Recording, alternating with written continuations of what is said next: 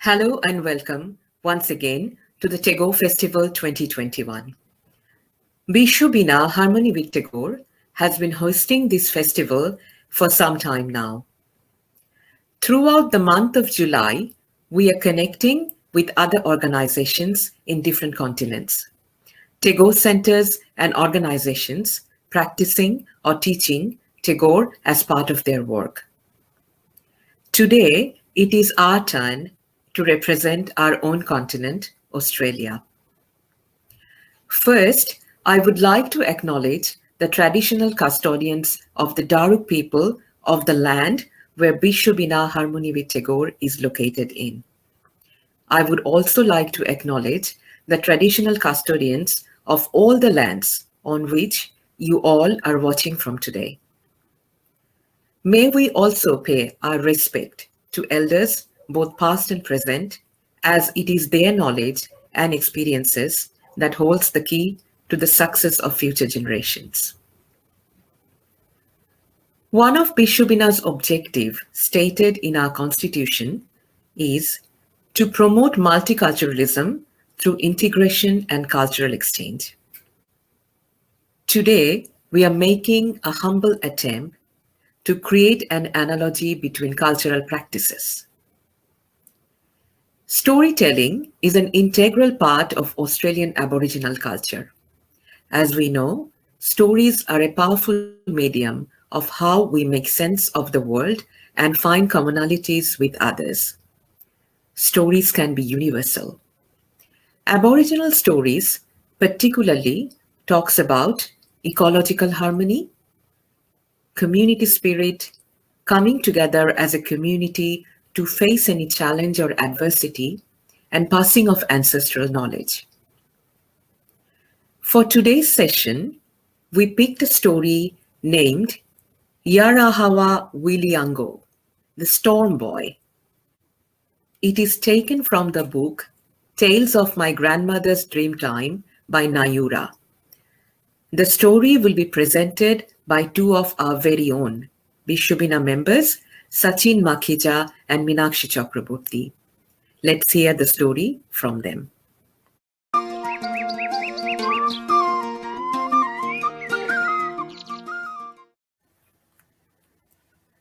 It had not rained for so many months that the creeks and billabongs were drying. Even the scrub withered under the burning sun. The animals, which had fled their usual feeding grounds as the drought took hold, forced the mundaras, or hunters, to search for days to find food. In time, the drought grew so serious that the tribal elders decided that only a corroboree ceremony could help. They would appeal to the rain spirits to bring mokra, rain. Musicians gathered around the campfires for the ceremony, as did the dancers, their bodies decorated with white clay markings. Then the Virinan, a wise man, took his position in the ceremonial clearing. When he nodded to the musicians, the corroboree began.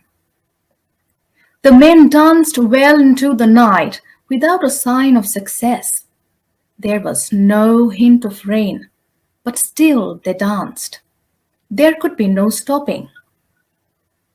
Beyond the glow of the corroboree, the women stood with their children. Among these was a small boy, or Wiliango, who could contain himself no longer. "They should sing much louder and dance harder," he blurted out. "Be silent," hissed his mother. "Only a Virinan is wise enough to know what is needed." The boy continued to gaze towards the corroboree. If the dancers made more effort, he thought stubbornly, it would surely rain. Then, before his mother could stop him, he dashed from her side into the lighted circle. He began to sing and dance. So loud did he sing and so wildly did he dance that the other performers stopped, then stared in disbelief. The small boy waved his hand and stamped his feet so hard that he could barely be seen through the cloud of dust he raised. Then a bolt of lightning, Dungara, crackled across the night sky. A great clap of Dulumal, or thunder, followed. Then the dark skies opened. Rain fell in such torrents that the ground was soon awash, rushing into the foaming creeks to fill the dry billabongs. The little boy stared at the storm, frightened by its terrible force. I'm sorry, he wailed. I hadn't meant it to rain this hard. The men exchanged glances, then chuckled softly at such cheek. The boy had been very naughty, but they realized he had only meant to help. What harm could there be, they realized, if just this once they let him believe that his dance alone had brought such a deluge. Nor were the efforts forgotten, because the small boy was known always as Warawa Wilyango, the Storm Boy. Thank you, Sachin and Minakshi, for the beautiful story. Thank you. The story talks about a kuruburi. A kuruburi is a ceremonial meeting of Australian Aboriginals involving music, costume, dance, and body painting. In the story The Storm Boy, the kuruburi was a special one, an appeal to the rain god advised by the tribe elders. While listening to the story, I am readily reminded by a similar festival, Borsha Mongol, initiated by Rabindranath Tagore in his ashram Shantiniketan. It is also an open-air program with music, dance, costume, and decorations. The name Borsha Mongol itself stands for counting the blessings of rain or celebrating the monsoon. I can literally imagine how Borsha Mongol was staged in presence of Rabindranath those days. Like the presence of the Virinan, the wise man in the Aboriginal story, Tagore used to compose songs for Borsha Mongol every year. The other striking similarity of festivals initiated by him with the Aboriginal Kuruburis is that he always believed in celebrating with the community. This is what he wrote in his essay, Utshab or Festival. সংসারে প্রতিদিন আমরা যে সত্যকে স্বার্থের বিক্ষিপ্ততায় ভুলিয়া থাকি, উৎসবের বিশেষ দিনে সেই অখণ্ড সত্যকে স্বীকার করিবার দিন। এই জন্য উৎসবের মধ্যে মিলন চাই, একলার উৎসব হইলে চলে না। মিলনের মধ্যেই সত্যের প্রকাশ, সেই মিলনের মধ্যেই সত্যকে অনুভব করা উৎসবের সম্পূর্ণতা। He also believed strongly in ecological harmony and exposure to nature. He wrote this in Shantiniketan's education ideology. একদিন শান্তিনিকেতনে আমি যে শিক্ষাদানের ব্রত নিয়েছিলুম তার সৃষ্টিক্ষেত্র ছিল বিধাতার কার্যক্ষেত্র। আহ্বান করেছিলুম এখানকার জল, স্থল, আকাশের সহযোগিতা। জ্ঞান সাধনাকে প্রতিষ্ঠিত করতে চেয়েছিলুম আনন্দের বেদিতে। ঋতুদের আগমনী গানে ছাত্রদের মনকে বিশ্ব প্রকৃতির উৎসব প্রাঙ্গণে উদ্বোধিত করেছিলুম। Once upon a time, in few years back, when performing in the middle of an audience was a normal incident, Bishwabina Harmony with Tagore celebrated Borsha Mongol in Sydney. Just like the Aboriginal story, there were songs on praying for the rain, lightning, thunder, storm, and feeling the full force of rain. It is our pleasure to share a selected segment of that program with you all today.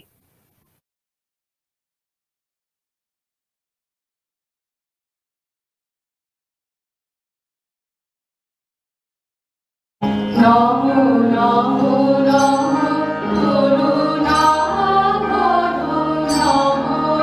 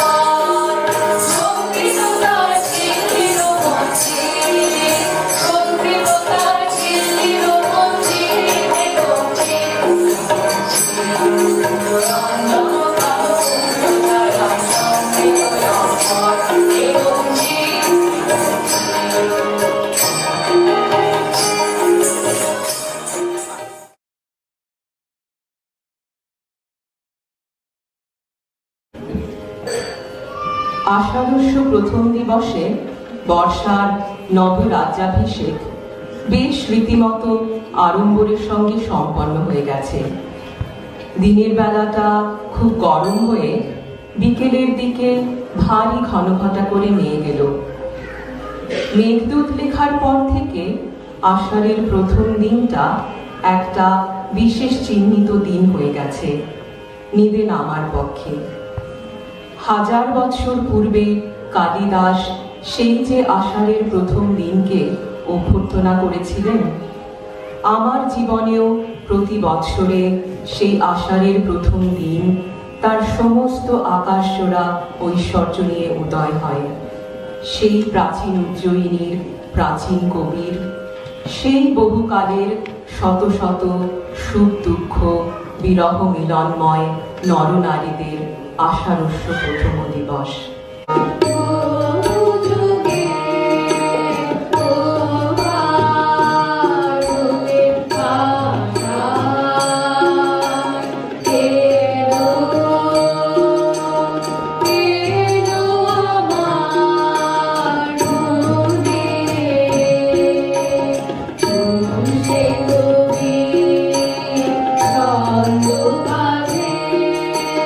ঝড় ঝড় বরিশার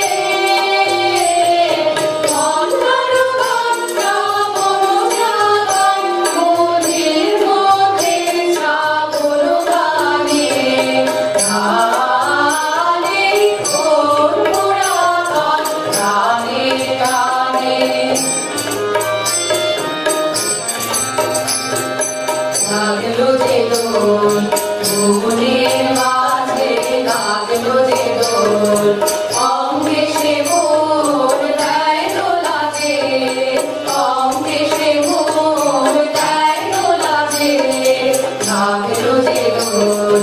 যে বাণী ওই ধানের চিতে আকুল হলো,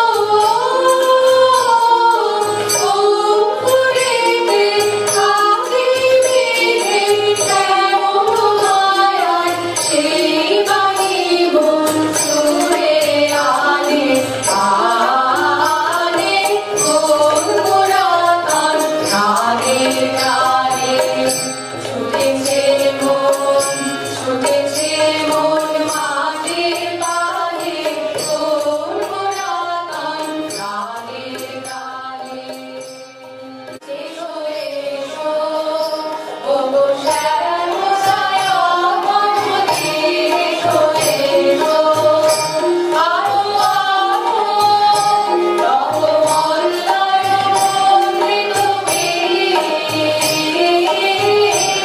এসো এসো ওগো শ্যামসায়া বনমতীর, এসো এসো।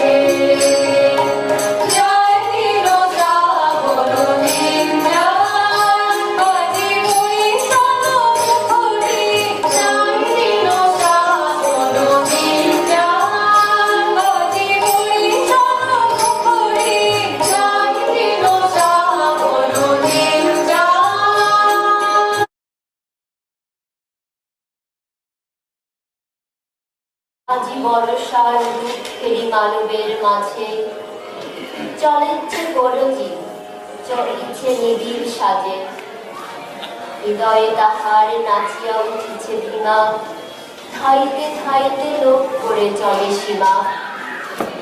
কোন তারনায় মেঘের সহিত মেঘে, বক্ষে বক্ষে মিলিয়া বজ্র বাজে, বর্ষার রূপ ফেরি মানবের মাঝে। ঈশান কোণেতে ওই যে ঝড়ের বাণী, গুরু গুরু রবে কি করিছে কানাকানি। দিগন্ত রালে কোন কবিতব্যতা, স্তব্ধ তিমিরে ভাষাহীন ব্যথা। কালো কল্পনা নিবিড় ছায়ার তলে, ঘনায়ে উঠিছে কোন আসন্ন কাজে। বর্ষার রূপ ফেরি মানবের মাঝে।